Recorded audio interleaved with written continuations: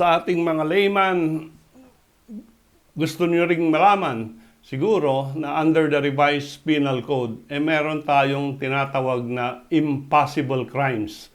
And yung impossible crime, yung factual impossibility that a crime can be committed by a person is an impossible crime. Halimbawa, no, yung pickpocket na linagay niya yung kanyang kamay doon sa bulsa ng isang naglalakad na pedestrian, pero wala naman palang laman yung bulsa ng pedestrian.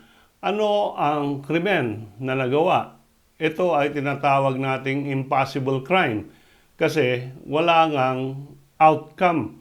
Walang consummation yung crime because ang intention niya magnakaw, pero dahil walang laman yung kanyang bulsa ng biktima, wala siyang nakuha.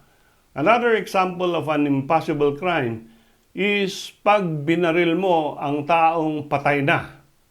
No? So wala tayong double dead. No? Pwede sa baboy, pwede sa chicken, pero sa tao ay hindi pa pwedeng i-apply yung double dead doctrine.